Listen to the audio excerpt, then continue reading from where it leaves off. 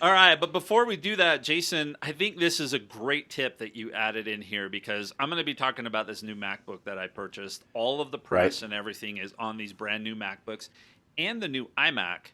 But Jason, I think you have a tip, especially going into the holiday season for folks Yeah. that maybe don't need the latest and greatest and are more budget conscious or don't can't justify some of these purchases. So, talk to us about that.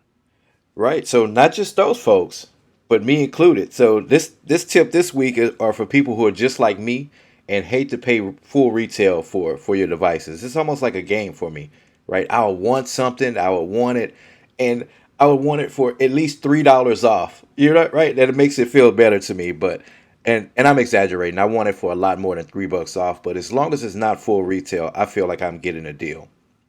So today we're going to be talking about, the new MacBook, the new iMacs and things like that. And one of my worries were that people were going to stress out about which model they should buy and which one that they want but don't necessarily need or can afford, right? So my tip this week is buying refurbished devices directly from Apple, right? You have that ease and that relief of buying it directly from the source, right? Not some guy on Facebook Marketplace or one of these resale shops or something like that just to look for a deal. You can get these directly from Apple. Um, they're backed by their 1 year warranty, just like a new device. You will have the option to put on the additional Apple Care coverage if you want it. And yeah, yeah. So basically, it's buying a new device, for cheaper, right? It's refurbished, but we're talking about certified refurbished. We're not talking about someone that just took good care of it and they took a Clorox wipe and wiped it down and they're like, here, it's refurbished. No, I No, mean Apple, they really refurbish it, right? I mean, from my right, understanding, right, they take it apart, they make sure everything's good to go. yep, So yeah, this is not everything. Amazon refurb.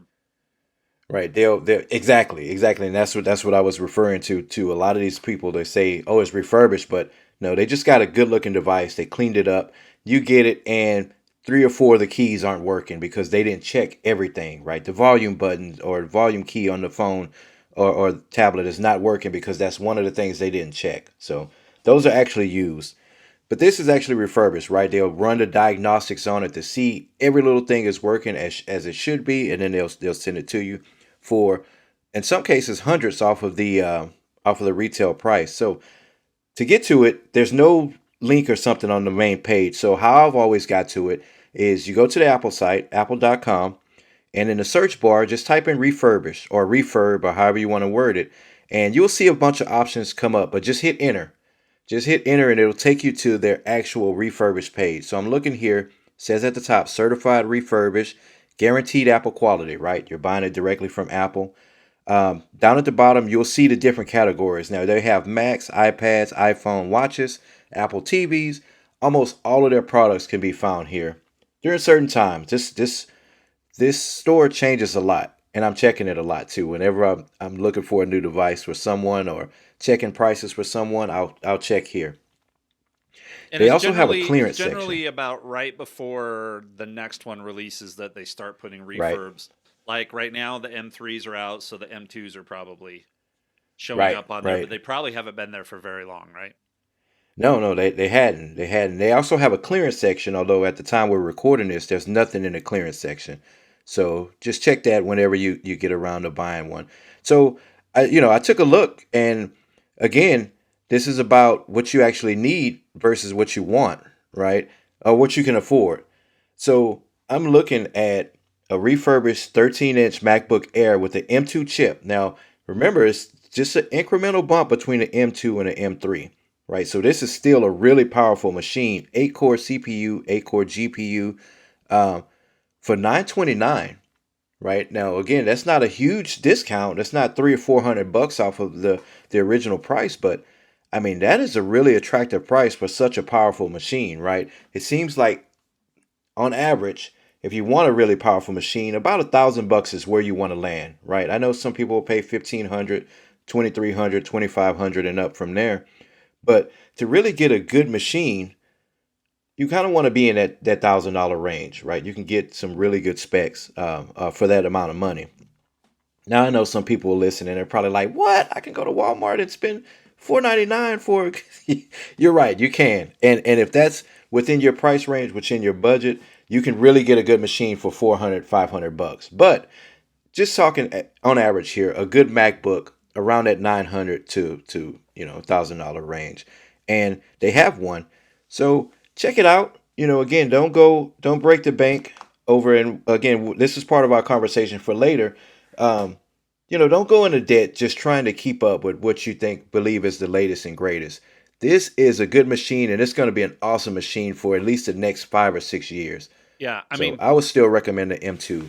that's $170 off Right, list right. price, right? So you're talking more than a 10% discount because it's 1099 for that same Right. M2. I mean, it's assuming you're getting the 8 and the 256, right? So Yeah. that's that base model. So $170 off. That's a really good deal. It is a really good deal. And warranty, still a whole year warranty. If anything goes wrong with it, you don't have to worry about things because this is basically like buying it new. You know what I mean? So, yep. So that's my tip of the week. Refurbished devices directly from Apple. You can find some really good deals in here. Yep, I agree. And if you're wondering if something that's on the refurb, because a lot of them are going to be the entry level stuff, if you're wondering if something like that works for you, stick around to a little bit later in the show when I talk about how I decided to buy what Yeah. I'm going to buy. I think if I just told my family flat out in one sentence what I bought, and I'll share that later, they would go, "What? You bought that?" Right? So, Yep. Yep. So, but yeah, check it out, guys. That's a good one. So, Greg, we have some follow up here. We want to talk about moving to a keychain, right? Now, I remember when you told me you were still using last. You explained it on a previous episode, right? You had a subscription. You didn't want to merge your work and your personal passwords or whatever. But when I heard from the start, just like the Fantastic Cal, when I hear that you use things like that, I'm like, wait, keychain is awesome. Why are you using that? So it made sense though. yeah, I mean, But so they've you done made the move. I made the move, but they've done a lot with Keychain, right? I mean, one of the biggest things Yep. they added was family password sharing. And Yes. that's something Yep. that we used extensively because, I've got kids all over the place and they always are, Yep. what's the Disney password? What's the, you know what I mean? So Yep. that kind of stuff we had shared in there. But what I realized is I ended up not sharing as many. So I migrated over. This was a huge productivity move and a huge worry off of my head as soon as I hit delete on that last pass vault, which will be by the end of this month. And Yep. but I mean, it is so slick. There's some applications. Zoom is one of them. Zoom won't actually the application won't allow keychain to fill in, and that Right. gets a little It's frustrating. I think it's some of those web authentication Yeah. things. A keychain won't detect it, right? Yep. If they're using some kind of weird web authentication, it Yep. won't pick it up. So I run into that frustration too. But man, the trade off is still I mean, other than it's that, still though, I great. mean, here's the thing: on places where I have to put in multi-factor authentication codes and stuff like that, now Mm-hmm. that Keychain holds those Yep. too, I'm clicking on the one, I'm putting my finger on the Touch ID, and it's Right. filling in the user ID and password, and then it goes to the two-factor code screen, and it's got the right one there, and I just put my finger on the Touch ID sensor again. Please put Face ID in the MacBook because then I wouldn't have to do any of this. But and I'm Right. done, right? I mean, none of this going into Authy or any of these other things. I have a couple of things like I have to do in a Mm-hmm. specific authentication apps that are designed for that platform, but other than that, this is just all smooth. I mean, I had the same problem with Zoom and LastPass, right?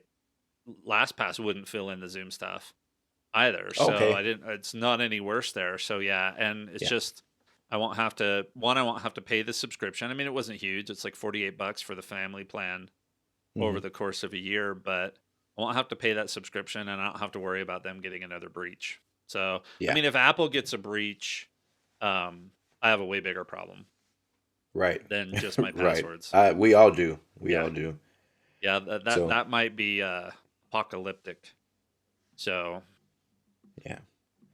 So but let then that be tip number two, guys. That's a good reason to stop using the same password for everything, right? We've Oh, been saying please. from the very beginning, we've been saying for years, stop using the same password. I know it's easy to just remember the one password, but yeah, stop doing that.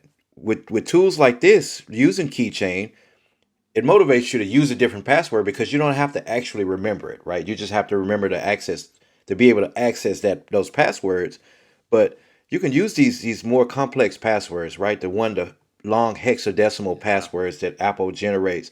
You can use those, and you don't ever have to worry about remembering it. It'll all be in your keychain. So yeah, that's tip number 2 this week. Stop using Yep. that same password for everything. Absolutely. And I just let Apple generate passwords for me all the time. Now I have noticed, and Right. I don't know why this is, but I've actually had this problem with Disney a couple of times. It seems like my Disney password, I don't know if somebody's been trying to hack into my Disney account or if it's because Hmm. my Disney stuff is through Verizon, right? Because I get it free with my cell phone subscription. But Disney, a couple of times, I've had to reset my password out of the blue. It's just kind of stopped Really? recognizing it. So, which is kind of weird.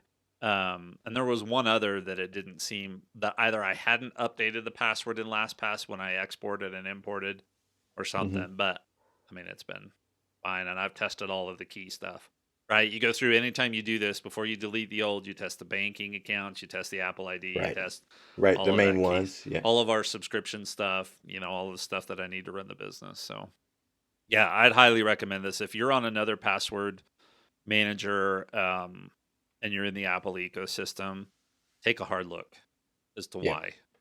And Yeah. if you're They've on one improved it. and you need to be on one, you'll know it. Yeah. But for most people, just use Keychain. Yeah.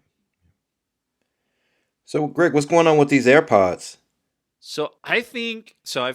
It's fall here, and the leaves have finally dropped enough, and actually I'm taking off right for Thanksgiving, and I thought, Yeah. well, I better get the leaves up off the lawn before that. And right now, I have to borrow my father-in-law's lawnmower. He lives about a mile away, so Hmm. I ride my bike down there, and then I have to slowly drive the lawnmower back because whatever its top speed is not good, right? Slowly drive it Yeah. back to my house, and so normally when I do this, I don't want to take these AirPods Max out there because I'm always getting stuff blowing all over, Right. right? When you mow, and Dust these would and just be yeah, harder to chunks of clean. leaves and Yeah. yeah, twigs and So stuff. Yeah. I use my AirPods Pro, or I used to use my Beats, and I always have to, if I'm listening to a podcast, I always have to crank the volume up so high that it starts to crackle and distort, and it's that super super sharp sound in your ears, right, when it's maxed out. Yeah. Well, so I've got the new AirPods. I've got it set up just the way I want them. I still have uh, conversation awareness turned off because that hasn't worked. Hmm. Um, so I get on the lawnmower and turn it on and start going, and I realized, oh, I didn't touch the volume on my AirPods.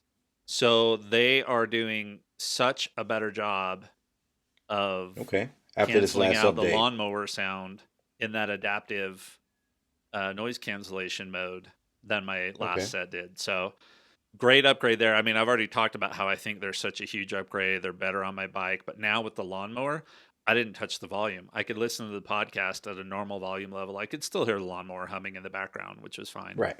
But if you're considering upgrading your AirPods Pro, like if the battery's starting to get long in the tooth on the other ones, don't forget Best Buy will take them as a Hmm. trade in. And I can't recommend the new AirPods Pro highly enough because Right. it just made a huge difference. So Okay. Good. Good. They.